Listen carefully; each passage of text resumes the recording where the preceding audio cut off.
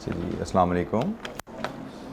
अच्छा, कल के सेशन में हमने कैफ 6 सिलेबस से इंट्रोडक्शन लिया था, managerial analysis and financial analysis, और उसका वेटेज हमारे डिफरेंट पेपर्स में क्या रहा है, स्ट्रेटजी क्या होगी, स्टडी की थोड़ी सी उस पर बात भी हुई। आज बिफ़ोर हम अपने सब्जेक्ट पे बात शुरू करें, मैं थोड़ी सी एग्ज़ाम स्ट्रेटजी पे बात करना चाहूँगा, क्योंकि ये वो एरिया है जो जनरली स्टूडेंट्स से इग्नोर्ड रह जाता है। मतलब हम तैयारी पे, कोर्स कवरेज पे अपने अंदाज में बहुत मेहनत कर रहे होते हैं, लेकिन अल्टीमेटली हम जो तैयारी कर रहे हैं, रिवीजन कर रहे हैं, प्रैक्टिस कर रहे हैं, वो 3 घंटे 15 मिनट के लिए उसमें अच्छा परफॉर्म करने के लिए कर रहे होते हैं। लेकिन अगर हम उन 3 घंटे 15 मिनट के बारे में अलहदा से फोकस्ड एफर्ट ना करें तो दिक्कत हो जाती है। जैसे कल मैंने जब थोड़ा सा आपको प्रैक्टिसिंग आंसरिंग क्वेश्चन के रेफरेंस से बात की, तो उस पर भी यही बात की कि भाई हमने प्रैक्टिस इस अंदाज में करनी है कि हम वो स्किल हासिल करें जो हमें एग्ज़ाम में रिक्वायर्ड हैं। जैसे हमने कहा हमें क्वेश्चन की रीडिंग एंड कंप्रीहेंशन स्किल को स्ट्रेंथन करना है, हमें क्वेश्चन की प्लानिंग, आंसर की प्लानिंग जो है उसको सीखना है, आंसर के फॉर्मेट कैसे सोचे जाते हैं, कैसे डिज़ाइन किए जाते हैं, उस पर अपनी स्किल डेवलप करनी है। Then comes the execution and time management के गिवन टाइम में हम कैसे मैक्सिमम मार्क्स स्कोर कर सकते हैं फ्रॉम अ क्वेश्चन। तो इसी चीज़ को देखते हुए, इसी को आगे लेके चलते हुए एग्ज़ाम स्ट्रेटजी की जब हम बात करते हैं, तो मेरे हिसाब से मैं इसको अक्सर बच्चों को ऐसे कहता हूँ कि ये जो 4 महीने आप पढ़ते हैं, 5 महीने गुजारते हैं, यहाँ से लेके से आपके मार्च में एग्ज़ाम है, that is like gathering ammunition, and 3 hour 15 minute is like fighting battle. कि आपने असला इकट्ठा करना है, सारी चीज़ें, और फिर जाके 3 घंटे 15 मिनट आई कैप के एग्ज़ामिनेशन हॉल में फ़ाइट करनी है, जंग लड़नी है। और यू शुड नो कि जो जंगें हैं वो सिर्फ असले के ज़ोर पे नहीं जीती जाती। आपके पास एक अच्छी वॉर स्ट्रेटजी भी होना ज़रूरी होती है कि भाई आप जब मैदान जंग में जा रहे हो तो आपके पास मैदान जंग के बारे में पूरी मालूमात होनी चाहिए। आपके लिए आपके अपोनेंट्स आप पे कैसे वार कर सकते हैं, उनके पास क्या हथियार हैं, उनके बारे में पूरी इन्फॉर्मेशन होनी चाहिए। और डिफरेंट जो आप पे अटैक आ सकते हैं आपके ओपोनेंट से, उनको आप कैसे डिफेंड करेंगे और काउंटर अटैक कैसे करेंगे, this is all war strategy. हर पेपर की exam strategy could be different. लेकिन मैं अगर अपने फाइनेंस के एरिया के रेफरेंस से बात करूं तो उसमें जो चीज़ें अहम हैं मैं उनको सिर्फ आपसे शेयर करूंगा, और वो चीज़ें बात का इतनी अहम होती हैं जिनको स्टूडेंट्स अक्सर लिफ्ट ही नहीं कराता कि भाई इसकी क्या अहमियत हुई भला।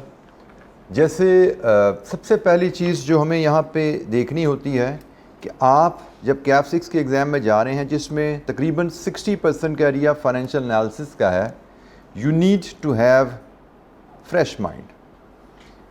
और फ्रेश माइंड से मुराद आप एग्ज़ामिनेशन के लिए जब जाएं तो आप एक अच्छी पूरी रात की नींद 7 से 8 घंटे की ली हो, आपने कम से कम 7 से 8 घंटे की नींद लेके फिर आप एग्ज़ामिनेशन के लिए जाते हैं, तो हम कहते हैं you have a fresh mind. अगर आप 2-3 घंटे सोए कि जी रिवीजन कर लूँ, मैं रिवीजन कर लूँ, तो ऐसी रिवीजन जिससे आपकी नींद कम होती जा रही है 7 घंटे से, वो रिवीजन आपके लिए फ़ायदे से ज़्यादा नुकसान का बाइस बनती है।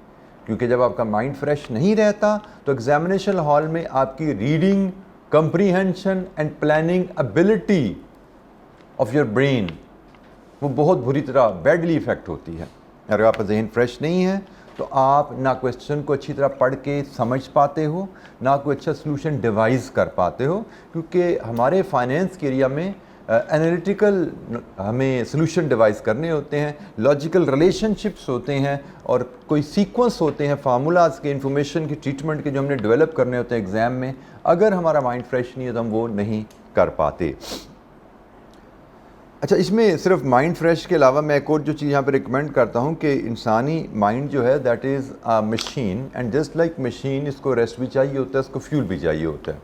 अक्सर बच्चे इस चीज़ को रियलाइज़ नहीं करते कि how important food is for your life, वो तो है ही है, लेकिन स्टडीज़ में उसकी इंपॉर्टेंस बढ़ जाती है। मतलब मैं अगर अपना टाइम रिकॉल करूँ, जब मैं फॉर एग्ज़ाम्पल जब मैं स्टडी के एग्रेसिव एरा में दाखिल होता, मैं लास्ट 2 मंथ्स आ गए जिसमें बहुत ही ज़्यादा स्टडी पे हमारा फोकस होता है, 12-12, 14 घंटे पढ़ना होता था। मैं बाकी रूटीन में अपनी ना नींद का ख्याल रखता था, ना खाने का ख्याल रखता, जब दिल क्या खा लिया, जब दिल क्या सो गए।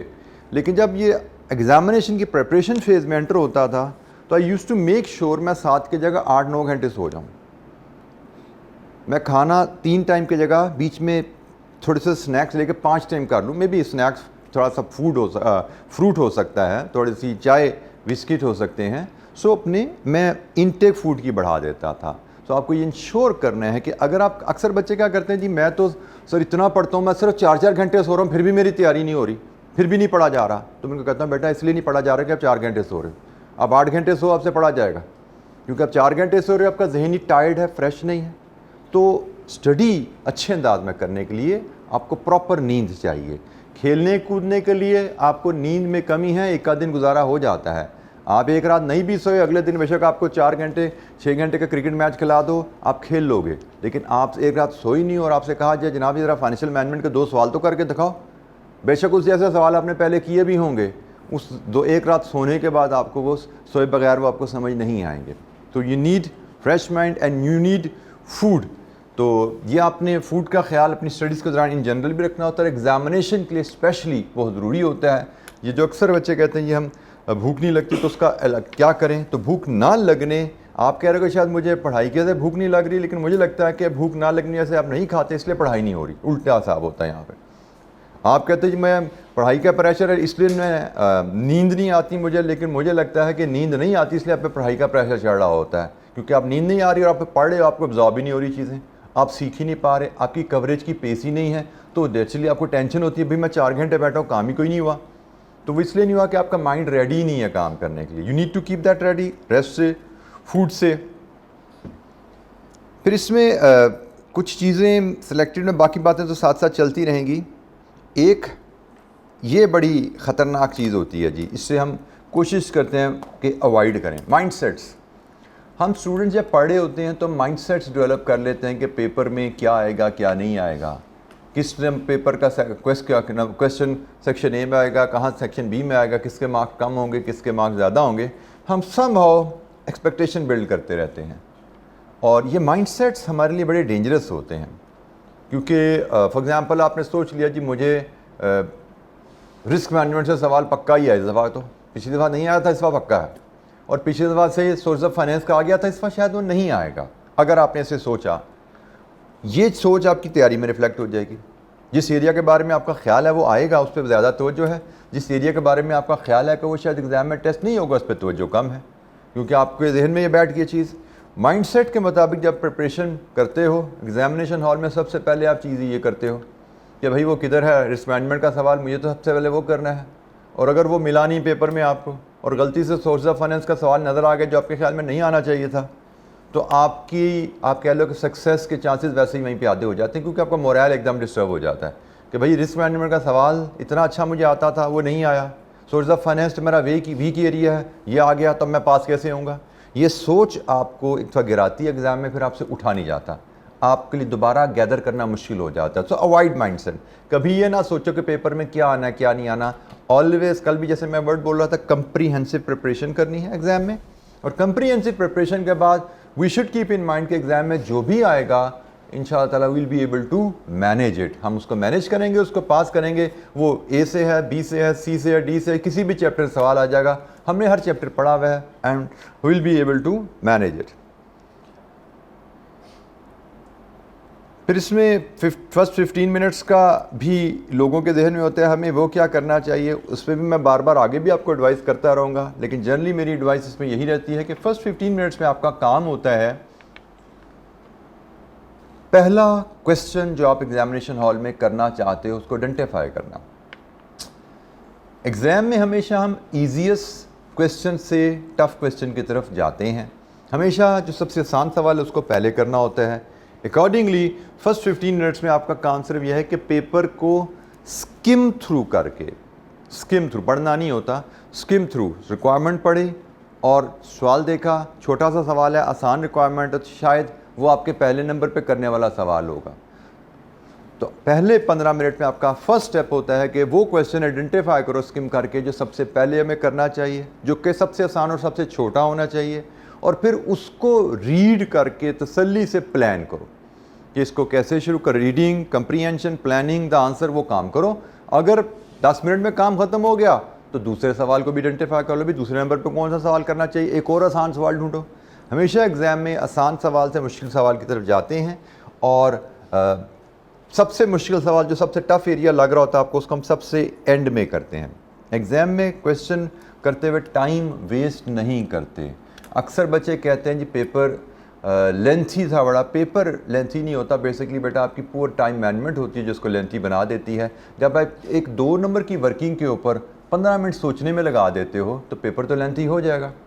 तो जैसे मैंने कल कहा था, हम मार्किंग स्कीम देखेंगे तो हमें आइडिया हो जाएगा हर स्टेप के 1 नंबर, 1.5 नंबर, 2 नंबर हैं। तो किसी स्टेप पर अगर फंसेंगे उस स्टेप की अजम्पशन लेके आगे चलेंगे, हम टाइम ज़ाया नहीं करेंगे। अगर टाइम हम ज़ाया नहीं करते तो आराम से 3 घंटे में हम पूरा पेपर अटैम्प्ट कर पाते हैं। ठीक है, पूरा पेपर हम परफेक्ट नहीं कर पाए, कोई बात नहीं, 10, 15, 20 की अजम्पशन ले ली, कोई बात नहीं। 80 मार्क्स का ठीक किया ना, तो हमें तो 50 चाहिए पास होने के लिए। So we can score very easily. 50 marks score करना एग्जाम में कोई दिक्कत नहीं है, अगर आप पूरा पेपर करो। पूरा ठीक करना ज़रूरी नहीं है, पूरा ठीक हो गया फिर तो खुदा ना खासा 90, 95, 100 भी आ सकते हैं ना, तो हम तो पूरा कर दें, वही काफ़ी हमारे लिए।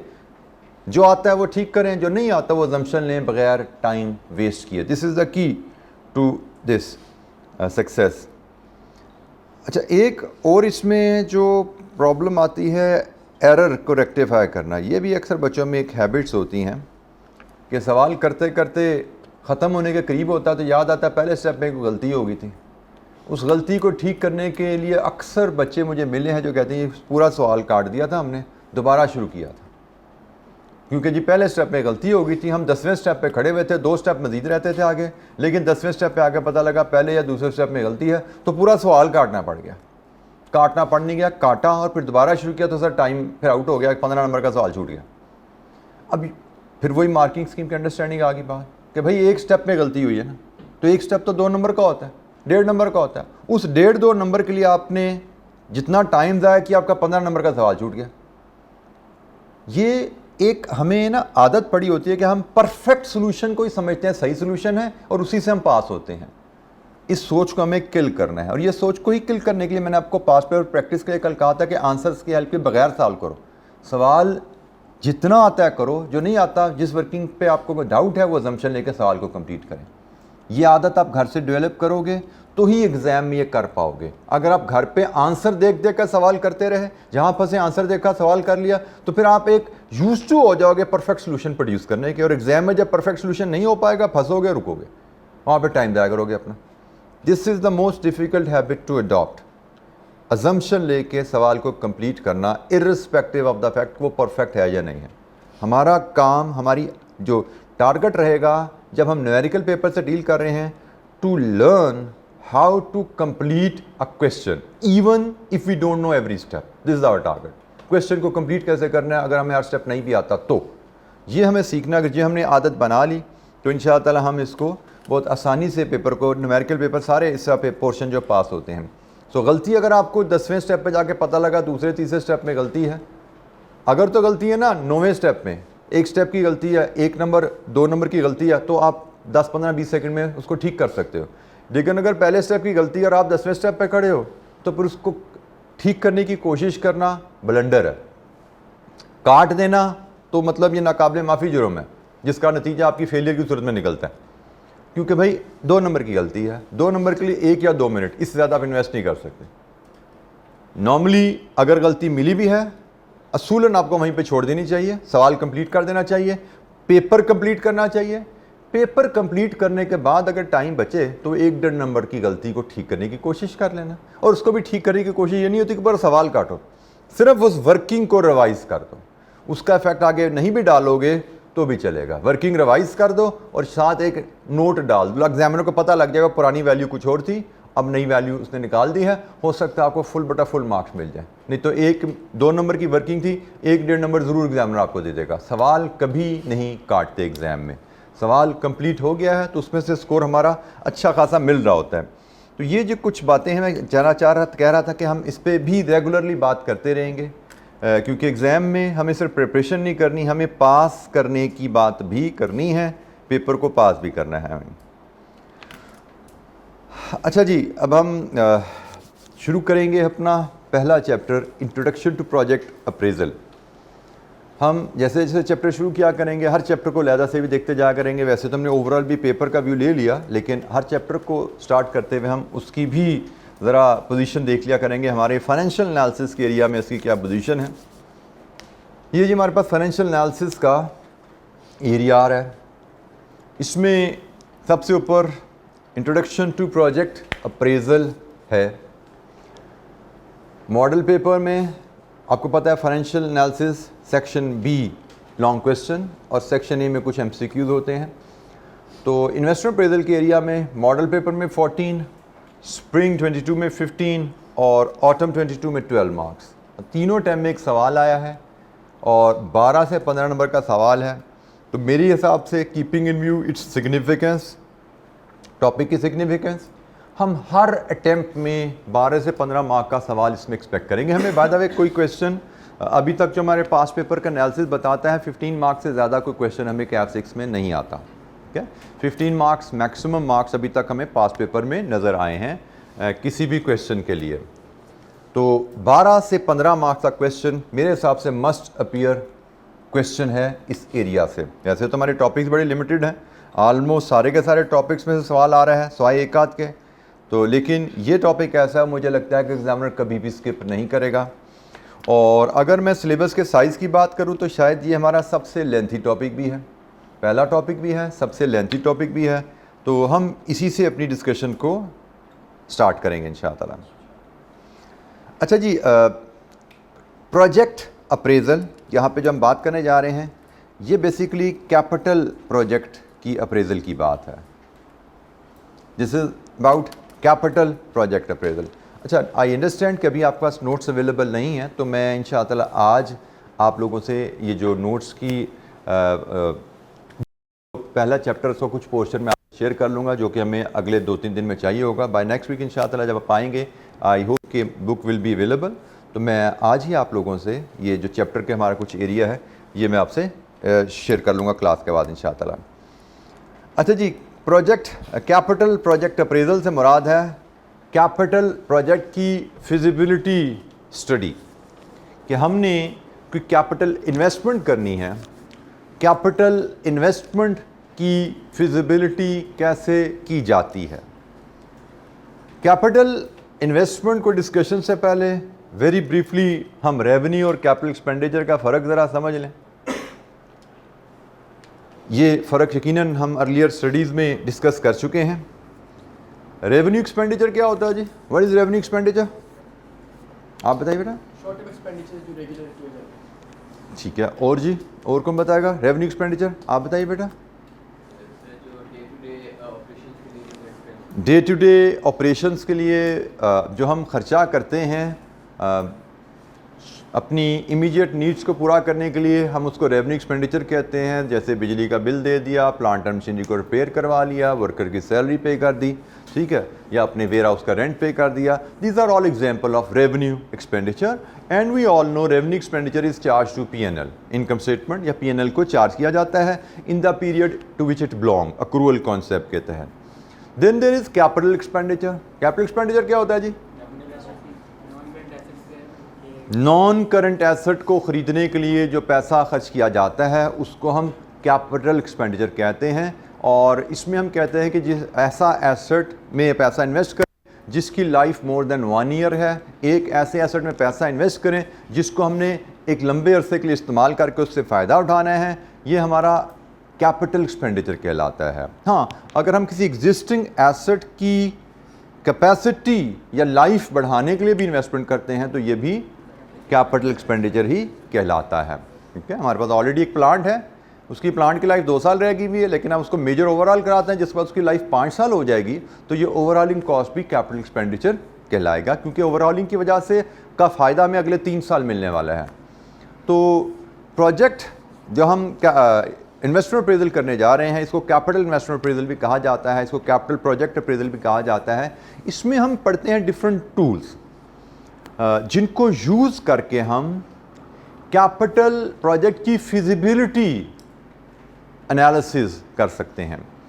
फिजिबिलिटी एनालिसिस हमारा कि कोई कैपिटल इन्वेस्टमेंट हमारे लिए फाइनेंशियली फ़ायदा मंद है या नहीं है, या अगर एक से ज़्यादा प्रोजेक्ट्स की ऑप्शन हमारे पास हैं तो ये फैसला करना उनमें से कौन सी ऑप्शन बेहतर है। फॉर एग्ज़ाम्पल, हमने अपनी फैक्ट्री में एक मशीन को रिप्लेस करना है।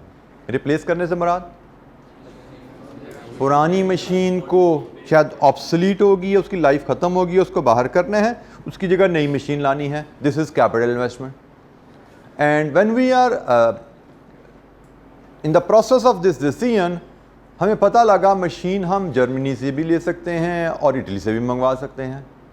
सो विच मशीन इज़ बेटर, ये भी कैपिटल इन्वेस्टमेंट अप्रेजल के टॉपिक में हम टूल पढ़ेंगे, वो हमें बताएगा कि डिफरेंट कैपिटल इन्वेस्टमेंट ऑप्शंस को कैसे कंपेयर किया जाता है और बेहतर ऑप्शन को चूज़ किया जाता है। फिर हमें एक और सिचुएशन हमारे सामने आ सकती है। हम सोच रहे हैं क्यों ना एक सीमेंट का बिज़नेस शुरू किया जाए, सीमेंट की फैक्ट्री लगाई जाए। सो सीमेंट की फैक्ट्री लगाने के लिए कितनी इन्वेस्टमेंट की जाएगी और उससे क्या रिटर्न आएगी, उनको कंसिडर करके क्या सीमेंट की फैक्ट्री लगाना आजकल के इकोनॉमिक हालात में इज़ इट फाइनेंशियली वायबल, क्या हमारे लिए एक वायबल प्रॉफिटेबल ऑप्शन रहेगी। ये कैसे एनालिसिस किया जाए, कैपिटल इन्वेस्टमेंट अप्रेजल में हम टूल्स पढ़ेंगे जिनकी मदद से हम कैपिटल प्रोजेक्ट्स की फिजिबिलिटी, फाइनेंशियल वायबिलिटी को असेस करना सीखेंगे।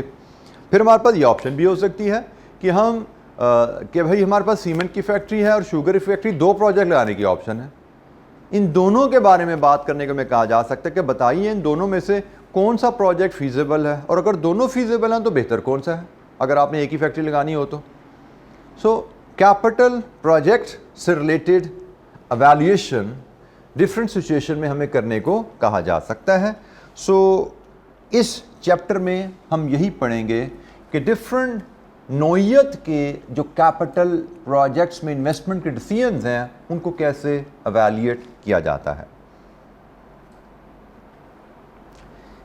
वैसे तो कैपिटल प्रोजेक्ट अप्रेजल के लिए हमारे पास काफ़ी ज़्यादा टेक्निक्स अवेलेबल हैं, लेकिन कैफ 6 के स्कोप में हम ये 4 टेक्निक्स कवर करेंगे। बाकी इन टेक्निक्स की रिवीजन और मज़ीद एडवांस टेक्निक्स वो आप CFAP 4 में इंशाअल्लाह जब BFD में जाएंगे तो वहाँ पे आपसे डिस्कस की जाएंगी। हमारे पास 4 टेक्निक्स में एक बेसिक टेक्निक कहलाती है विच इज़ कॉल्ड पे बैक पीरियड। देन ये कुछ एडवांस टेक्निक्स हैं जिनको हम डिस्काउंटेड कैश फ्लो टेक्निक्स भी कहते हैं, क्योंकि इन टेक्निक्स में कैश फ्लोज को डिस्काउंट किया जाता है, net present value, IRR and discounted pay back period. इनमें से ये जो 2 कैलकुलेशन हैं इनसे तो आप फेमिलियर हैं ना QM में, इन 2 कैलकुलेशन से आप QM में फेमिलियर हैं। इनको हम यहाँ पे कैपिटल प्रोजेक्ट अप्रेजल के कॉन्टेक्स्ट में एक तो फिर ज़रा सीखेंगे, और शायद पे बैक और डिस्काउंटेड पे बैक पीरियड ये आपके लिए नई टर्मिनोलॉजीज़ होंगी, लेकिन बड़ी बेसिक से टूल्स हैं। ये एक बेसिक टूल है, ये उसी का थोड़ा सा एडवांस वर्जन है, लेकिन still it remains the basic tool. तो ये जनाब हमारे टोटल 4 टूल्स हैं जिनको हमने डिस्कस करना है, और इन पे हम 1 बाय 1 डिस्कशन स्टार्ट करेंगे। और स्टार्ट करते हैं हम सबसे पहले हम पे बैक पीरियड मेथड। सिनेरियो ध्यान में रखिएगा कि हमारे पास, जैसे मैंने कहा कि एक जर्मनी और एक इटली 2 मशीन्स बाय करने की ऑप्शन है। पे बैक पीरियड मेथड हमें क्या गाइडेंस देता है फैसला करने के लिए। पे बैक पीरियड मेथड कहता है कि आपके पास जो कैपिटल इन्वेस्टमेंट्स की ऑप्शन है उनका पे बैक पीरियड कैलकुलेट कर लें। पे बैक पीरियड से मुराद है कि फॉर एग्जांपल जर्मनी की मशीन अगर आप बाय करेंगे तो डेफिनेटली आप जर्मनी की मशीन बाय कर रहे हैं टू अर्न सम रिटर्न। एक कैपिटल एसेट आप बाय करते हैं टू अर्न सम रिटर्न, तो आप उस कैपिटल एसेट का पे बैक पीरियड कैलकुलेट करें। पे बैक पीरियड से मुराद है the time period that project will take to return the original investment. आपने एक प्रोजेक्ट में पैसा लगाया, वो प्रोजेक्ट अपनी अर्निंग से वो पैसा कितनी देर में आपको वापस करता है। दिस इज़ पे back period of a project. आपने एक मशीन खरीदी, उस मशीन को आप चला के एक प्रोडक्ट बना के बेच रहे हो, तो वो प्रोडक्ट बना के बेचने से जो आप रिटर्न जनरेट कर रहे हो उससे बेसिकली आप इन्वेस्टमेंट का पैसा रिकवर कर रहे हो। वो प्रोडक्ट बना के बेचने से जो आप रिटर्न कमा रहे हो, मुनाफा कमा रहे हो, उस मुनाफे से आपकी इन्वेस्टमेंट कितनी देर में रिकवर हो जाती है। दिस इज पे back period. This technique measures the time period that a project will take to pay its original investment back। जो ओरिजिनल इन्वेस्टमेंट हुई है वो कितने अरसे में वापस आती है। दिस इज पे बैक पीरियड। तो ये जनाब जैसे हमारे सामने कुछ छोटे छोटे, इसका बेसिक फार्मूला हमारे पास अवेलेबल है जी, और ये फार्मूला यूज़ किया जाता है when there are even annual cash benefit. अच्छा, यहाँ पे this is the key word. ये जो हम रिटर्न लेते हैं पे बैक पीरियड में, ये कैश रिटर्न होती हैं, ये कैश रिटर्न होती हैं। पे बैक पीरियड कहता है जी आपकी मशीन ख़रीदने में आपकी जेब से पैसा गया है, तो वो पैसा कितनी देर में वापस आया आपको पता होना चाहिए। रिटर्न को मेजर करने के लिए प्रॉफिट्स भी यूज़ किए जाते हैं, प्रॉफिट्स भी रिटर्न को मेजर के लिए यूज़ किए जाते हैं। लेकिन प्रॉफिट्स और कैश में फ़र्क होता है। क्या फ़र्क होता है प्रीडोमिनेटली? प्रॉफिट्स और कैश में किस वजह से फ़र्क आता है?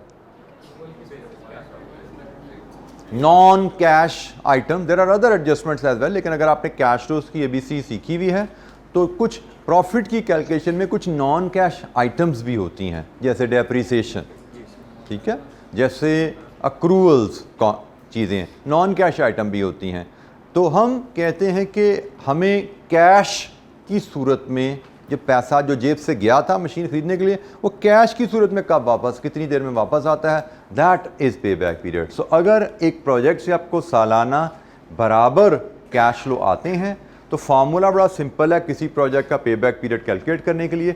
Initial investment over annual cash benefit, जैसे एक्टिविटी 1 आपके सामने जो आ रही है, अगर हम इसका पे बैक कैलकुलेट करें,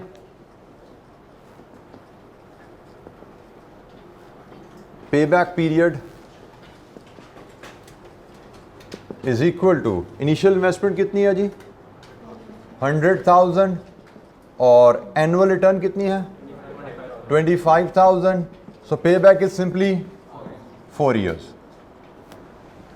तो जनाब पे बैक पीरियड एक्टिविटी 1 में इट इज़ 4 years।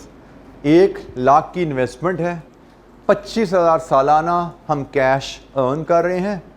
इसका मतलब हमारा जो 1 लाख है ओरिजिनल इन्वेस्टमेंट है, 4 साल में हमें वापस मिलेगी। यही चीज़ हम एक्टिविटी 2 के लिए कैलकुलेट करें तो इनिशियल इन्वेस्टमेंट कितनी है जी 100,000 और एनुअल कैश बेनिफिट कितना है 35,000। सो पे बैक कितना आया 2.86 years। ये जी हमारा पे बैक पीरियड आ गया। और अगर हम चाहें तो इस 0.86 को हम 12 से मल्टीप्लाई करें तो मंथ्स में ले जा सकते हैं। 12 इंटू 0.86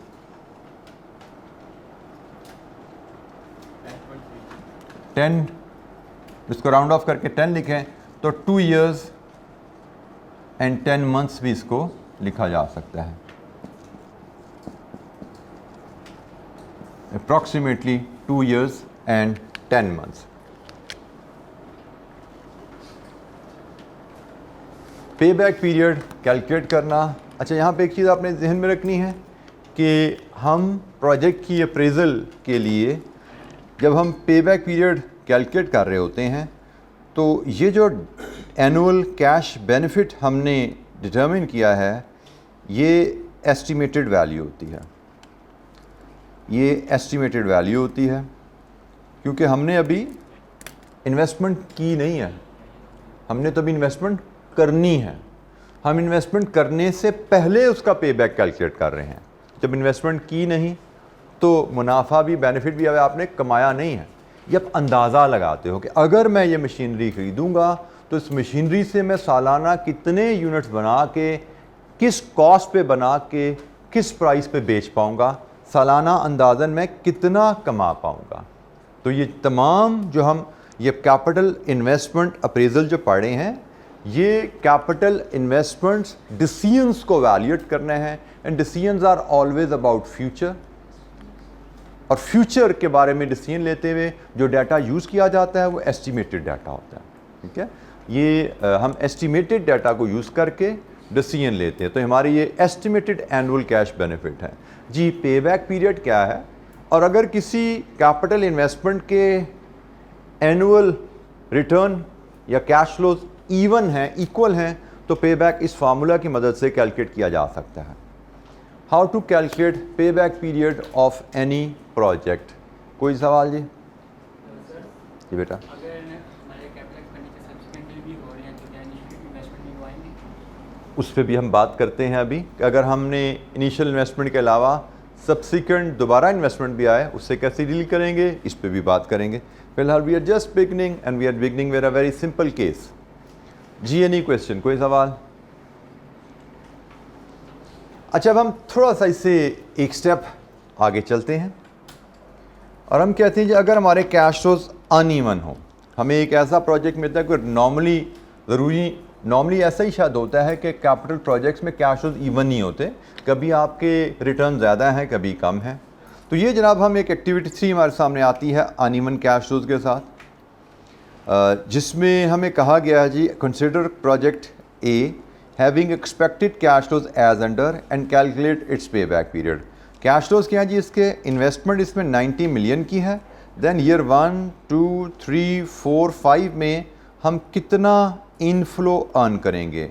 हम प्रेजेंटेशन के लिहाज से जो आउटफ्लो होता है, जो इन्वेस्टमेंट होती है, उसको ब्रैकेट में शो करते हैं, जो इनफ्लो होता है उसको विदाउट ब्रैकेट शो करते हैं। सो ये इन्वेस्टमेंट हमारी ये आउटफ्लो है और ये हमारी उसकी रिकवरी है। ये इनफ्लो है कारोबार में, ये कारोबार की पेमेंट हुई है, कारोबार से आउट हुआ है पैसा, ये कारोबार में इन हुआ है, और 5 साल बाद रेजिडुअल वैल्यू भी दी गई है। इसका मतलब क्या है कि इस कैपिटल एसेट की लाइफ 5 साल है। 5 साल ये आपको कुछ कमा के देगा और जब इसकी लाइफ ख़त्म हो जाएगी फिर इसको स्क्रैप कर देंगे। रेजिडुअल वैल्यू से मुराद स्क्रैप वैल्यू, कि आपने एसेट बेच दिया और स्क्रैप कमा लिया। सो इस प्रोजेक्ट की टोटल लाइफ 5 साल है। ये उस 5 साल में उसकी कैश रिटर्न जो कमाई उसने, और ये उसके बाद एसेट बेच के जो हमें पैसा मिला। तो अगर हमारे पास अनइवन कैश फ्लोज हों, जैसे कि ये सिनेरियो है, अनइवन कैश फ्लोज हों जैसे कि सिनेरियो है, तो उसका पेबैक जारी बात है उस फार्मूले से नहीं निकल सकता। ठीक है, वो फार्मूला तो था हर साल बराबर कैश फ्लो आ रहा हो। जब कैश फ्लोज बराबर नहीं है तो हमें फिर एक क्यूमुलेटिव कैश फ्लो की फिगर बिल्ड करनी पड़ती है। हम एक क्यूमुलेटिव कैश फ्लो की फिगर बिल्ड करते हैं और यहाँ से हम पे बैक पीरियड कैलकुलेट कर सकते हैं। क्यूमुलेटिव कैश फ्लो की फिगर मैं यहीं पे अगर आपके सामने बिल्ड करूँ कि भाई जब हमने इन्वेस्टमेंट की तब हमारी पोजीशन क्या है, 90 नेगेटिव। एक साल गुजरा, 90 में से अब 40 रिकवर हो गया। 90 में से 40 रिकवर हो गया तो अब बिजनेस की पोजीशन नेट क्या रहेगी, 50 नेगेटिव। एक और साल गुजरा, 30 रिकवर हो गया, अब नेट पोजीशन क्या है, 20 नेगेटिव। एक और साल गुजरा, 20 मजीद रिकवर हुआ, 0। इसका मतलब पे बैक पीरियड इज 3 इयर्स। कारोबार शुरू करेंगे 90 मिलियन इन्वेस्ट करके, तो 1, 2, 3 सालों में हमारा 90 मिलियन वापस आ जाता है, हमारी इन्वेस्टमेंट 0 हो जाती है, सारी की सारी इन्वेस्टमेंट रिकवर हो जाती है। ये बेटा आपको कुछ कहना है? बेटा ये चीज़ क्लास से पहले अगर रख दिया करो तो बेहतर होगा।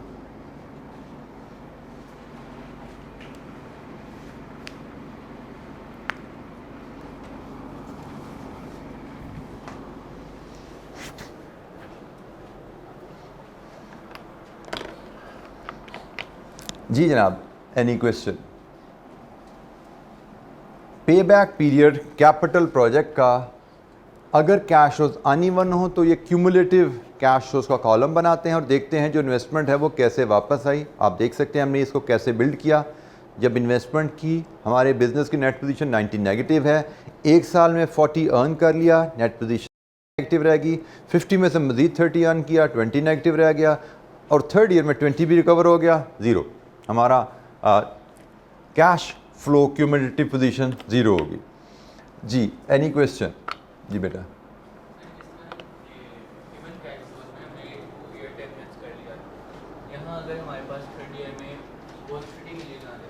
तो सब्र तो कर भाई, ये आ गया।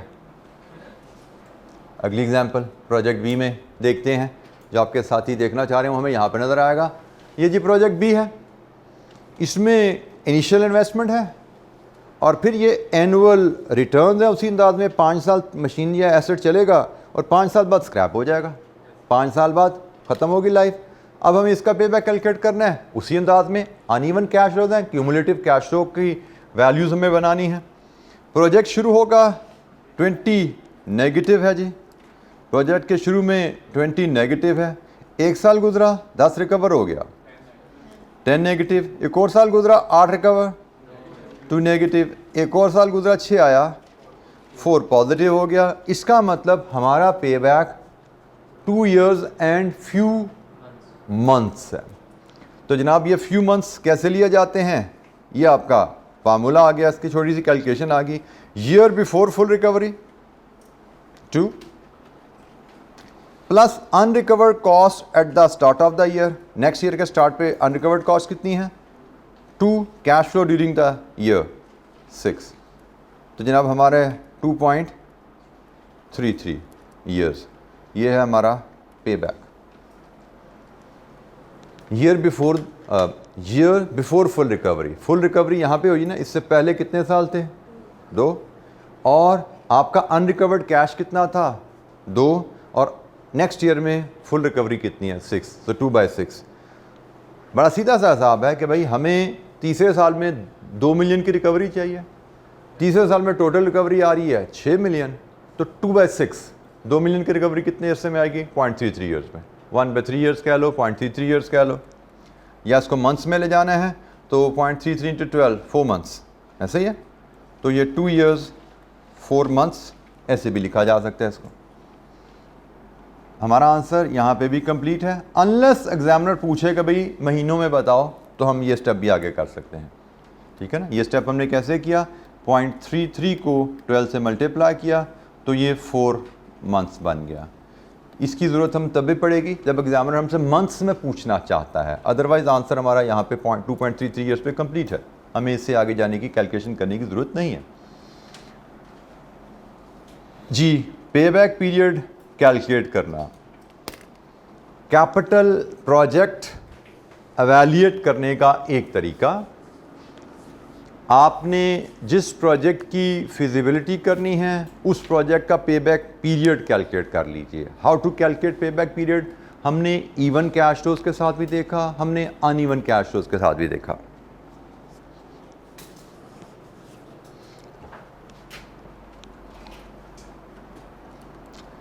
जी कोई सवाल यहाँ तक जी?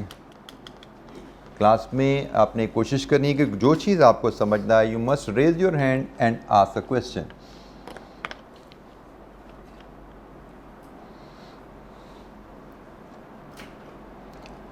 अच्छा जी, हमने ये कैपिटल पे बैक पीरियड का टूल पढ़ क्यों रहे हैं? हमारी बात शुरू हुई थी कैपिटल प्रोजेक्ट की एवेल्यूएशन के लिए, उसकी फिजिबिलिटी असेस करने के लिए।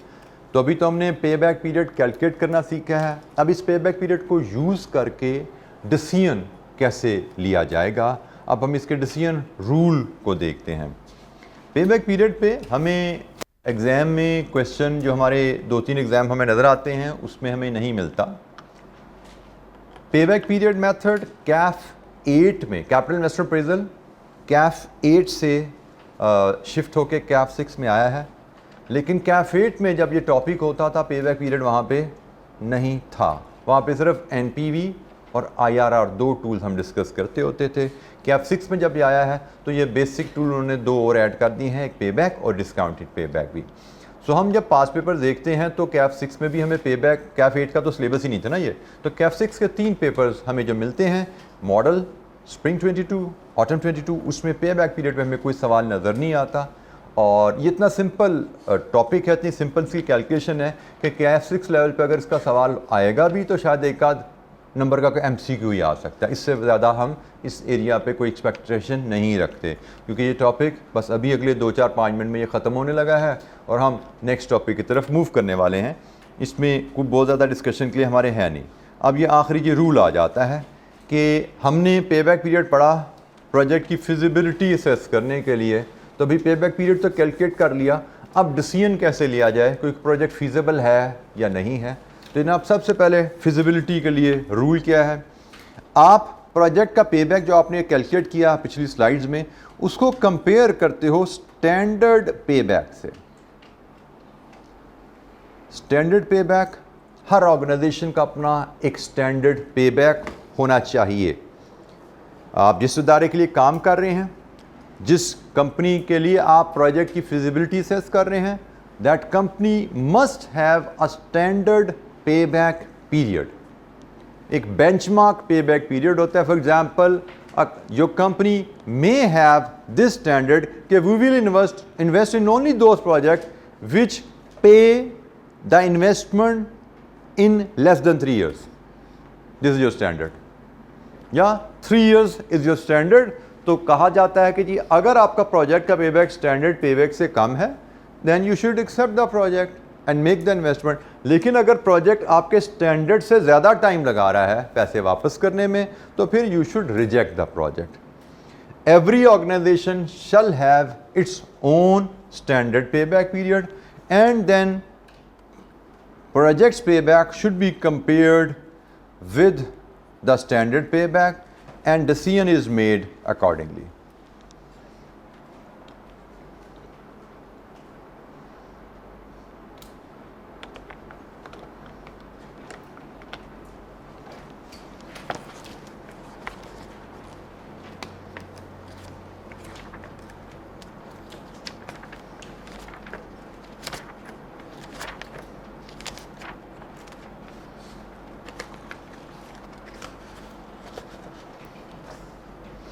जैसे हम प्रोजेक्ट बी की बात करें, अगर हमारा payback period let's assume 2.5 years है, लेट्स अज्यूम हमारा स्टैंडर्ड पेबैक 2.5 ईयर्स है, तो what about project B? Should we accept it और नॉट? हमें प्रोजेक्ट बी को एक्सेप्ट करना चाहिए। And what about project A? Should we accept it और नॉट? इसका पेबैक 3 ईयर्स निकाला था हमने, तो प्रोजेक्ट बी को जब कंपेयर करेंगे 3 ईयर्स से, तो 3 ईयर्स 2.5 से ज़्यादा है, वी शुड रिजेक्ट इट। तो हमने जब भी किसी प्रोजेक्ट की एक्सेप्टेंस या रिजेक्शन का फैसला करना है, हम उस प्रोजेक्ट के पेबैक को स्टैंडर्ड पेबैक से कंपेयर कर लेंगे, स्टैंडर्ड पेबैक से कंपेयर करेंगे और फिर फैसला करेंगे कि प्रोजेक्ट फीजिबल है या नहीं है। ठीक है, तो ये जरा हमारे यहाँ पे फैसला कि project should be accepted, B should be accepted and project A should be rejected. अगर स्टैंडर्ड पेबैक 2.5 ईयर्स है तो ये हमारा डिसीजन होने वाला है। अच्छा, फिर हमें इसके अलावा फिजिबिलिटी के अलावा बात का कंपैरिजन का भी कहा जाता है कि भाई दोनों प्रोजेक्ट में से बेहतर कौन सा है। पेबैक पीरियड के मेथड के मुताबिक जिस प्रोजेक्ट का पेबैक शॉर्ट है, छोटा है, दैट इज़ बेटर। सो ए और बी में से कौन सा बेहतर हुआ? बी इज़ बेटर, क्योंकि बी का पेबैक 2.33 ईयर्स है और प्रोजेक्ट ए का पेबैक 3 ईयर्स है। जो प्रोजेक्ट जल्दी पैसे वापस करता है पेबैक पीरियड के मुताबिक, पेबैक पीरियड मेथड के मुताबिक, वो प्रोजेक्ट अच्छा है। जी, पेबैक पीरियड मेथड, कैसे एक प्रोजेक्ट का पेबैक कैलकुलेट किया जाता है और कैसे उस प्रोजेक्ट की फिजिबिलिटी असेस की जाती है। पेबैक पीरियड के बारे में मैंने आपको एक असूल बताया कि payback period cash term, cash benefit को कंसिडर करता है कि आपने मशीनरी खरीदने में कितना कैश इन्वेस्ट किया और कैश रिटर्न से आपने अपना पेबैक कितनी देर में कंप्लीट किया। इसमें अगर हमें क्वेश्चन आए तो एक छोटी सी ट्रिक एग्जामिनर हमें दे सकता है। जैसे ये सवाल अगर पढ़िए तो इस सवाल में उसने क्या हमें बताया है कि भाई ABC Limited is evaluating a project which requires initial capital investment of 200 million. The project will have a life of 5 years and expected residual value is 20 million. Financial controller has prepared the following forecast for the expected profits over the life of the project. So accounting profit given है कि अगर आप 200 की investment करोगे तो 1, 2, 3, 4, 5 सालों में आप क्या प्रॉफिट कमाओगे और 5 साल बाद मशीनरी कितने की बेचोगे।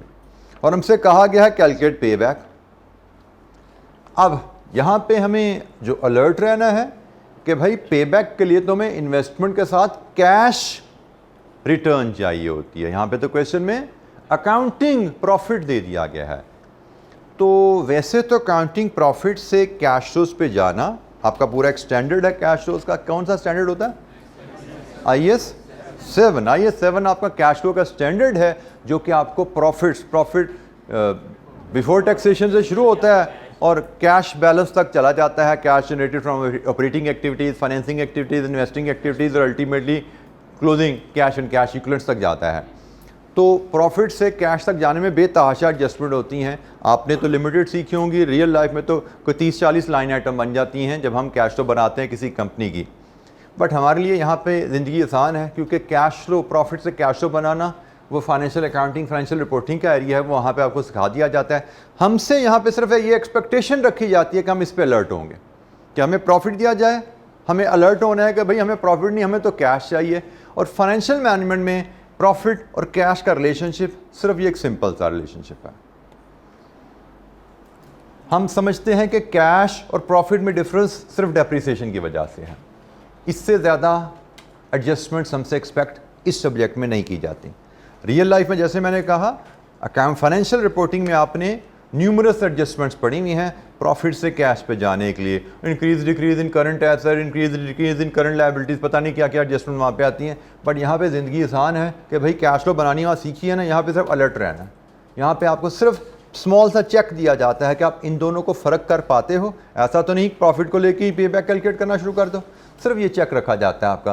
तो हमारे लिए यहाँ पे profit plus depreciation is cash flow, ठीक है।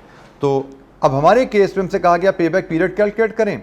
तो अब हमें करना क्या होगा कि हमें इन प्रॉफिट्स में डेप्रिसिएशन को ऐड करके कैश फ्लोज बनाने होंगे। तो अगर हम इस डाटा को यहाँ पे लेके आएँ, ये हमारी इलस्ट्रेशन 1 है जी, इलस्ट्रेशन नंबर 1। हमारे पास इन्वेस्टमेंट की फिगर दी गई है, कितनी जी? 200 मिलियन। इसको हम आउटफ्लो ले अगर, बल्कि इन्वेस्टमेंट मैं अभी यहाँ पे नहीं लाता, बल्कि मैं यहाँ पे पहले लाता हूँ प्रॉफिट।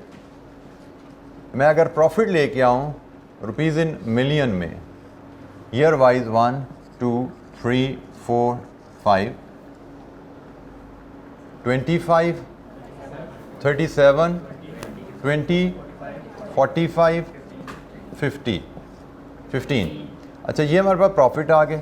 हमने कहा जी हमें प्रॉफिट नहीं चाहिए, हमें तो कैश फ्लो चाहिए। तो हम क्या करेंगे, इसमें डेप्रिसिएशन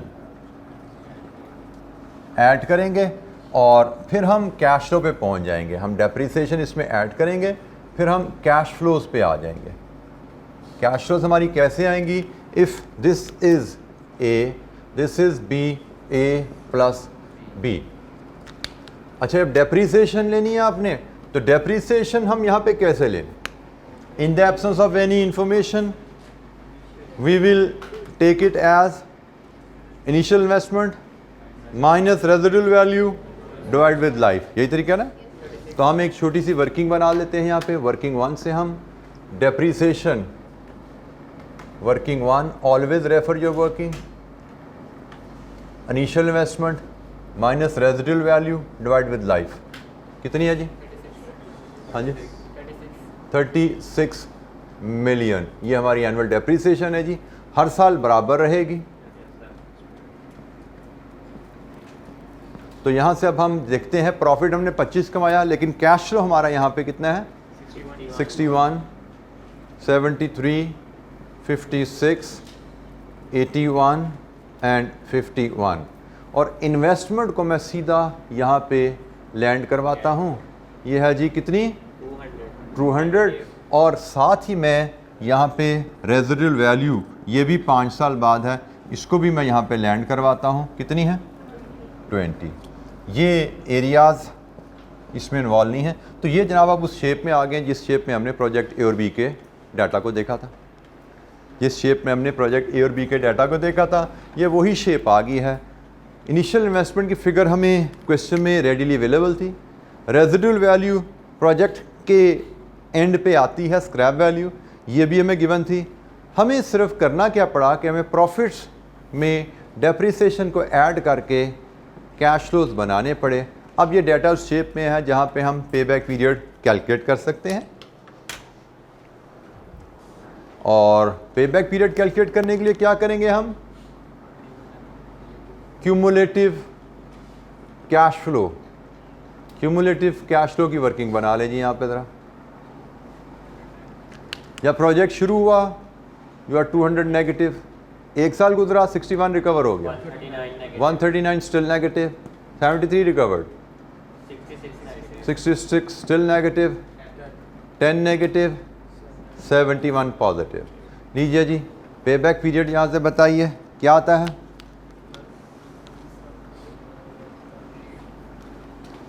क्या सीखा था हमने, years before full recovery, this is full recovery year, इससे पहले 3 years plus unrecovered amount 10, recovery in the last year 81, कितना बना जी 3.12 years। ये है जी हमारा पे बैक। ये नहीं क्वेश्चन, कोई सवाल किसी स्टूडेंट को पे बैक की कैलकुलेशन में दिक्कत, यहाँ पे हमने सिर्फ एक पॉइंट को हाईलाइट किया इस इलस्ट्रेशन में कि अगर हमें प्रॉफिट्स कभी दे दिए जाएं तो हम प्रॉफिट्स में डेप्रिसिएशन को ऐड करके कैश फ्लोज बना लेंगे और फिर देख लेंगे कि इनिशियल इन्वेस्टमेंट की रिकवरी में कितना टाइम लग रहा है, 3 years, 3.12 years। ये हमारा पे बैक पीरियड है इलस्ट्रेशन 1 का। और बाय द वे हमने रिक्वायरमेंट बनी हमारी कंप्लीट नहीं हुई, उसने मज़ीद भी कुछ बात की हुई है। एंड एडवाइस, पे बैक तो कैलकुलेट हो गया, and advice on it's feasibility the companies benchmark पे बैक पीरियड इज़ 4 years। तो जनाब हम 4 years कंपनी का स्टैंडर्ड है, इसको कंपेयर करेंगे स्टैंडर्ड के साथ तो हमें पता लगा स्टैंडर्ड हमारा 4 साल है, कंपनी हर वो प्रोजेक्ट करने पे तैयार है जो 4 साल के अंदर अंदर पैसा देगी, तो ये 4 साल के अंदर ही पैसा दे रहे हैं। तो एडवाइस क्या है, एक्सेप्ट, हमारी एडवाइस है we should accept this project, हमें प्रोजेक्ट को एक्सेप्ट करना चाहिए। जी एनी क्वेश्चन, कोई सवाल?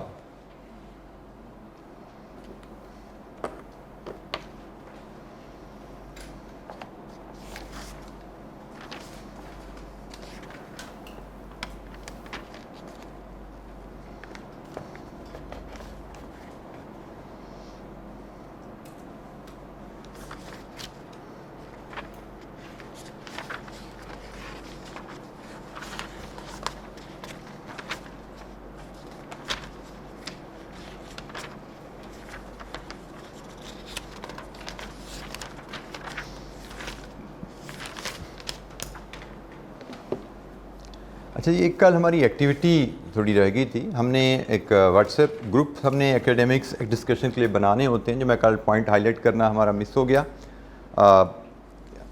कि व्हाट्सएप ग्रुप अवेलेबल होंगे जिसमें हम आप तमाम स्टूडेंट्स मुझसे कनेक्टेड होंगे और आपकी जो एकेडमिक क्वेरी होगी क्लास में, क्लास के बाद तो you are always encourage to ask, लेकिन कुछ ऐसी चीज़ें होती हैं आप घर बैठे हुए पढ़ रहे हैं, आपके जहन में आई तो वहाँ पे भी उस व्हाट्सएप ग्रुप में क्वेरीज़ भेज सकते हैं और आई ट्राई कि उनको मैं विद इन फ्यू आवर्स उसको रिस्पॉन्ड कर दिया करें अपनी प्रूफ के मुताबिक।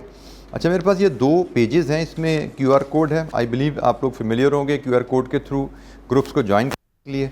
एक ये बॉयज़ का ग्रुप होगा, एक ये गर्ल्स का ग्रुप होगा, तो काइंडली आप अपने मोबाइल से इनको स्कैन करके QR कोड को ग्रुप्स को ज्वाइन कर लीजिए ताकि हम फिर एक प्लेटफॉर्म के थ्रू कनेक्टेड रहेंगे। मैं अपने नोट्स पे जैसे मैं बात कर रहा था, मैं इंशाअल्लाह इसी ग्रुप पे आप लोगों से आज ही जो नोट्स हैं हमारे चैप्टर के पहले चैप्टर से रिलेटेड उनको मैं शेयर कर लूँगा और फिर आगे भी कोई हमें ज़रूरत पड़ेगी किसी किस्म की, मुझे आपसे कोई शेयरिंग करनी है इन्फॉर्मेशन की, नोट्स की, क्वेश्चन की, तो मैं इस ग्रुप के थ्रू आपसे कनेक्टेड रहूँगा। पेपर आप सबके पास सर्कुलेट होगा, इस सबको स्कैन कर लें। किसी स्टूडेंट को अगर कोई दिक्कत हो तो पूछना चाहते हो तो पूछ सकते हैं। सबको क्लियर है जी स्कैन करके ग्रुप ज्वाइन करना? गुड जी। इन द मीन वाइल जब ये स्कैनिंग हो रही है, कोई सवाल आप करना चाहते हो यहाँ पे जी, पे बैक पीरियड से रिलेटेड एनी क्वेश्चन? बस पे बैक पीरियड इतना सा ही था जी, ख़त्म हो गया ये। इवन कैश फ्लोज का पे बैक कैलकुलेट करना, अनइवन कैश फ्लोज का पे बैक कैलकुलेट करना, फिजिबिलिटी का डिसीजन रूल, कंपैरिजन का डिसीजन रूल, और प्रॉफिट्स और कैश फ्लोज का डिफरेंस, कैश फ्लोज और प्रॉफिट्स में कैसे कन्वर्जन की जाती है। हमारे स्कोप में पे बैक पीरियड से इतनी ही बातें थी। जी बेटा।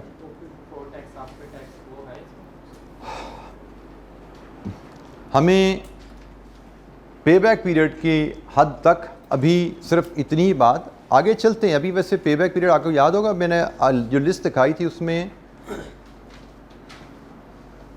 डिस्काउंटेड पे बैक भी आ रहा है। पे बैक की बातें भी ख़त्म नहीं है, आगे चल के थोड़ा सा टच हो जाएगा, लेकिन इसमें ऐसा कॉन्सेप्ट कोई नया नहीं आएगा, बातें यही रहेंगी। आगे जब कहानी आनी है ना, एग्ज़ाम में जो हमें कंप्रिहेंसिव क्वेश्चन आते हैं वो आते हैं, एक लंबी सी हमें कहानी दी जाती है, उस कहानी से ये कैश फ्लोज एक्सट्रैक्ट करना। ये तो कैश फ्लो है ही नहीं, ये हमें ईयर वाइज किसी प्रोजेक्ट से कैश फ्लोज एक्सट्रैक्ट करना। अगर 15 नंबर का सवाल आता है ना, 15 नंबर का सवाल वो एनपीवी का है, वो पे बैक का है, वो आईआरआर का है, वो डिस्काउंटेड पे बैक का है। 15 में से कम 12 नंबर होते हैं डाटा को इस शेप में अरेंज करने में, 2 कॉलम में डाटा अरेंज करना। 12 नंबर इस चीज़ के हैं। अब इसके आगे एग्जामिनर चाहे तो आपको पे बैक कैलकुलेट करवा ले, चाहे तो कहे जी इसके आगे एनपीवी कैलकुलेट कर लो, चाहे तो इसके आगे आईआरआर कर लो, चाहे तो डिस्काउंट पे बैक कर लो, वो जो मर्जी रिक्वायरमेंट दे दे, लेकिन उसके नंबर 2 या 3 ही होंगे। मेजर मार्क्स आपके होते हैं डाटा को इस शेप में अरेंज करना। तो अभी हमने उस पर भी काफ़ी काम करना है। जैसे मैंने कहा हमारा सबसे लेंथी टॉपिक है, उसमें जो आप टैक्सेशन का जिक्र कर रहे हो उनकी एडजस्टमेंट से भी हम डील करना सीखेंगे कि ये कैश फ्लोज डील करने में कभी हमें टैक्सेशन से भी डील करना पड़ेगा, हमें कभी इन्फ्लेशन से भी डील करना पड़ेगा। ठीक है, देयर आर सर्टन एडजस्टमेंट जो कि आहिस्ता आहिस्ता हम सीखते जाएंगे जब हम नए टूल्स पे जाएंगे। लेकिन मेजर एक्टिविटी हमारी जैसे रहती है डाटा को इस शेप में अरेंज करना, डाटा इस शेप में आ जाए, फिर जो मर्जी टूल लगा दो चारों में से। जी एनी जी बेटा।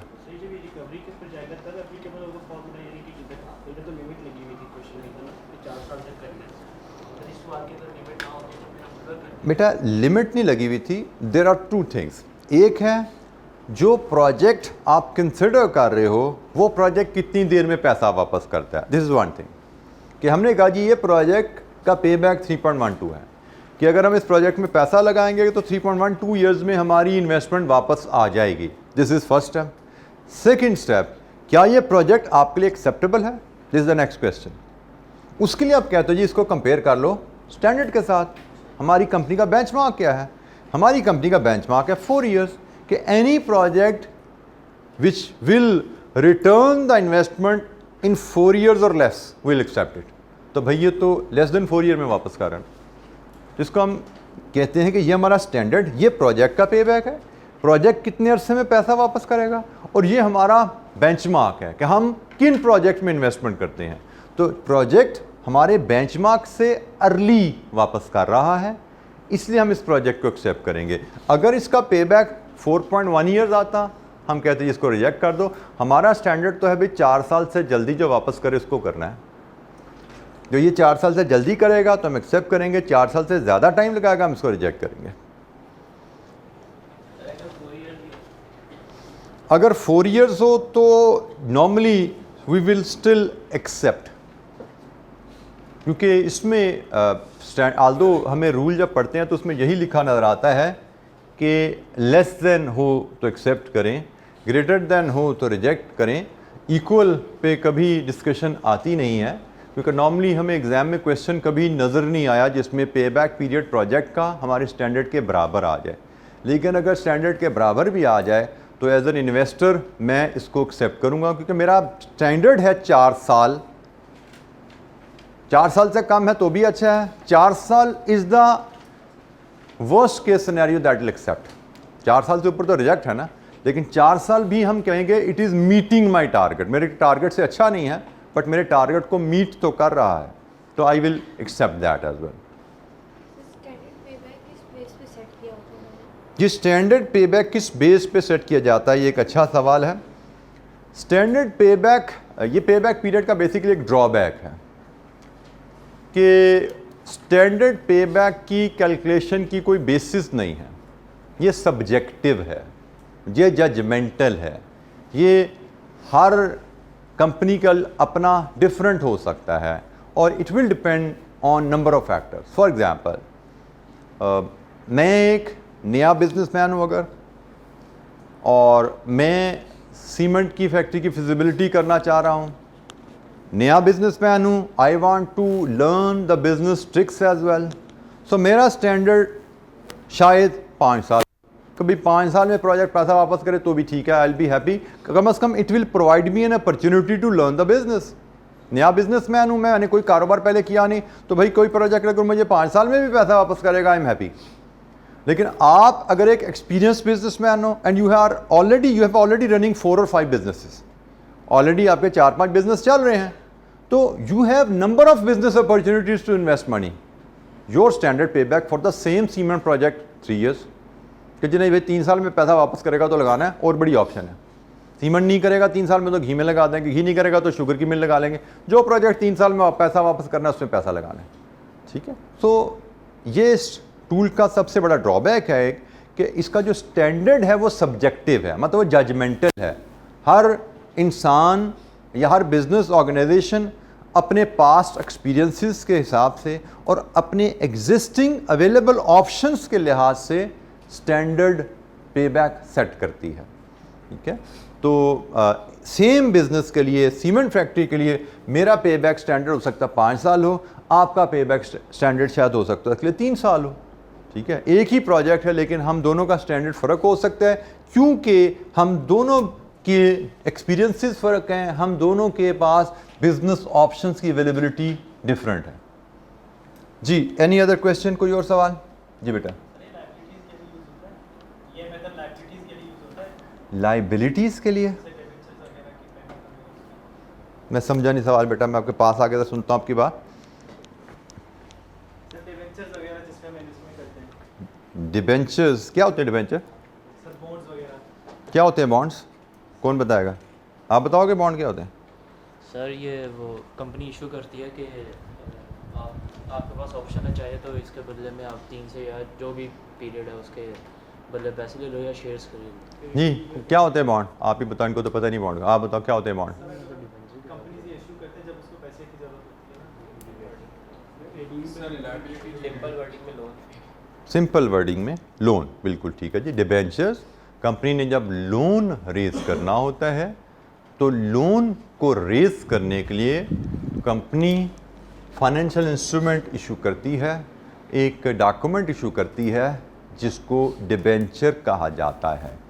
हमारा अगला जो चैप्टर है वो सोर्सेज ऑफ फाइनेंस के ऊपर है, जिसमें हमारी बड़ी डिटेल डिस्कशन होनी है, ये डिबेंचर किस बला का नाम है, ठीक है। बड़ी डिटेल में हमारी बात होगी। आपके साथी ने नाम ले लिया जिससे थोड़ा सी मैंने बात की। अब बेटा आप सवाल कीजिए, आपका सवाल क्या है? हम कैपिटल प्रोजेक्ट अप्रेजल पढ़ रहे हैं, पे बैक पीरियड मेथड, तो आप इसको किस कॉन्टेक्स्ट में लोन पे अप्लाई करने की बात कर रहे हो? एज एन इन्वेस्टर या एज अ कंपनी, किस अंदाज में बात कर रहे हो? कंपनी, क्या कंपनी लोन में पैसा इन्वेस्ट करती है जिसकी उसको रिकवरी चाहिए? कंपनी लोन वसूल करती है। यहाँ पे कंपनी मशीनरी खरीद रही है, यहाँ पे कंपनी बिजनेस में पैसा इन्वेस्ट कर रही है, कंपनी पे कर रही है, आउटफ्लो है ये, ठीक है। लोन में पैसा वसूल किया जाता है और लोन में जब पैसा वसूल किया जा रहा है तो उसकी फिजिबिलिटी स्टडी नहीं की जाती। फिजिबिलिटी स्टडी इन्वेस्टमेंट्स की जाती है कि इन्वेस्टमेंट्स हमारे लिए अच्छी ऑप्शंस हैं या नहीं हैं, ये इन्वेस्टमेंट हमारे मेयार के मुताबिक काबिले अमल है या नहीं है, हम ये असेस कर रहे हैं यहाँ पे, ठीक है। लोन्स से रिलेटेड कुछ जो बातें होती हैं वो डिफरेंट कंसिडरेशंस होती हैं, वो फाइनेंस रेज करने की कहानी है।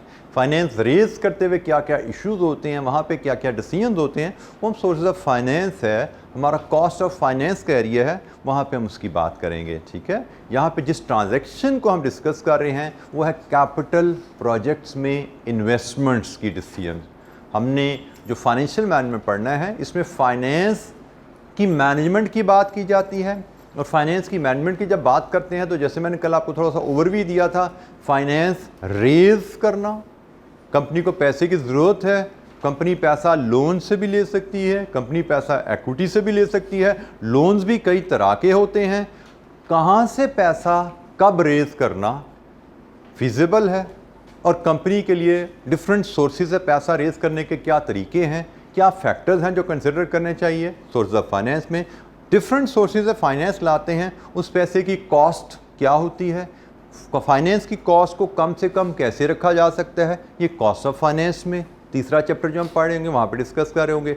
यहाँ पे हम क्या कह रहे हैं कि हमारे पास जो पैसा है उसका इन्वेस्टमेंट डिसीजन कैसे लिया जाता है। फाइनेंस रेज करने का डिसीजन वो अगली कहानी है, अभी है फाइनेंस को इन्वेस्ट करने का डिसीजन, क्योंकि पहला काम प्रोजेक्ट आइडेंटिफिकेशन होता है। आप प्रोजेक्ट आइडेंटिफाई करते हो कि भाई ये प्रोजेक्ट फीजिबल है या नहीं। अगर प्रोजेक्ट फीजिबल मिलेगा तो फिर आप नेक्स्ट स्टेप पे जाते हो फाइनेंस रेज करने की तरफ कि भाई ये प्रोजेक्ट फीजिबल है, इसके लिए मैं 200 मिलियन चाहिए। Now you go out and raise 200 million for investment. Business cash या फंड्स अपने हाथ में या बैंक में लेकर नहीं बैठा होता। बिजनेस जब प्रोजेक्ट आइडेंटिफाई कर लेता है फिर इन्वेस्टर से पैसा रेज करता है। तो पहले इन्वेस्टमेंट अपॉर्चुनिटी आइडेंटिफाई की जाती है। ऐसा नहीं कि मेरे पास 200 मिलियन पड़ा हुआ है तो मैं प्रोजेक्ट की फिजिबिलिटी करता हूँ। Business is a separate entity, पता है ना आपको। एज एन इंडिविजुअल मेरे बैंक में शायद पैसा पड़ा हो, बट फिजिबिलिटी फॉर बिजनेस की जाती है। बिजनेस के बाद वो पैसा नहीं है। मैं शेयर होल्डर हूँ, मेरे पर्सनल अकाउंट में पैसा हो सकता है पड़ा हो, बिजनेस के पास नहीं है। बिजनेस पैसे पहले फिजिबिलिटी करती है, अगर फिजिबल प्रोजेक्ट होगा then business will raise finance. इसलिए हम पहले फिजिबिलिटी पढ़ रहे हैं, फिर सोर्सेज ऑफ फाइनेंस की बात करेंगे कि भाई हमने अगर फिजिबल प्रोजेक्ट को आइडेंटिफाई कर लिया तो इस प्रोजेक्ट के लिए जो पैसा चाहिए वो कहाँ कहाँ से किन मेथड से रेज किया जा सकता है, सोर्सेज ऑफ फाइनेंस। फिर साथ ही हम कॉस्ट ऑफ फाइनेंस भी पढ़ेंगे। भाई हम फाइनेंस जब रेज करें तो हमें ख्याल रखना है कि हम सस्ते से सस्ता, क्योंकि फाइनेंस कहीं से भी लाओगे उसकी कॉस्ट होती है ना। जिस भी इन्वेस्टर से फाइनेंस लोगे आपको उसकी रिटर्न देनी पड़ेगी। जैसे सबसे सिंपल लोन लिया तो लोन पे इंटरेस्ट पे करना है ना, और लोन तो कई तरह के होते हैं, कहीं पे कम कहीं पे ज़्यादा इंटरेस्ट हो सकता है। तो हम फाइनेंस कहाँ से लाएं कि हमें उसकी कॉस्ट कम से कम पड़े, इस पर भी हम बात करेंगे। तो ये अगले 2-3 एरियाज हैं। जी आपको क्वेश्चन करना चाहते हैं, याद है?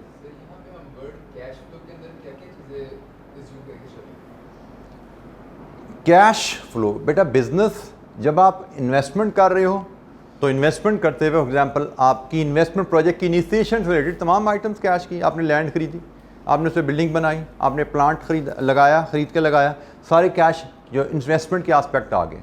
फिर कारोबार शुरू हो गया तो फिर आप प्रोडक्ट बना के बेच रहे हो, तो यहाँ पे आपका revenue minus cost, cash cost, revenue minus cash cost. हर साल में आप कितने यूनिट बना के बेचोगे उनका रेवेन्यू क्या होगा और उनकी क्या एसोसिएटेड कैश कॉस्ट क्या होगी। This is revenue minus cash cost. ये आपके नेट कैश फ्लोज हैं कि कारोबार को चला के नेट क्या कमाओगे। इस पे हमारी बड़ी डिटेल एक्टिविटी जैसे होनी है। कैश, जैसे मैंने आपको कहा ना कि हमारे मेजर मार्क्स तो हैं यहाँ पे, 15 में से 12 मार्क्स तो हमारे इस चीज़ के हैं कि हम कैश, सालाना कैश कैसे कैलकुलेट कर सकते हैं किसी बिजनेस की फिजिबिलिटी की स्टोरी से। हमें स्टोरी देख जाएगी, आधे पेज 1 पेज की स्टोरी होगी, उस स्टोरी से कैसे हम रेवेन्यू माइनस कॉस्ट और देन सर्टेन एडजस्टमेंट डाल के ये फिगर्स तक पहुंचते हैं। हमारी मेजर डिस्कशन इन्हीं पे रहने वाली है और मेरे ख्याल में 2-3 लेक्चर के बाद हम कैश फ्लोज बनाने के वर्किंग पे शुरू कर देंगे काम। क्या जी, एनी क्वेश्चन, कोई सवाल? अच्छा, ये आज के लिए, बाकी इंशाअल्लाह हम कल मिलेंगे और हम आगे जो नेक्स्ट टूल है हमारे एडवांस टूल्स, हम उनकी तरफ डिस्कशन को अपने कैरी करेंगे। ये पेज जो काइंडली आपका जो QR कोड है ये मुझे वापस कर दीजिएगा ताकि इन केस जो बच्चे हमें ज्वाइन करें लेट उनको भी हम ये शेयर कर सकें। थैंक यू, अस्सलाम वालेकुम।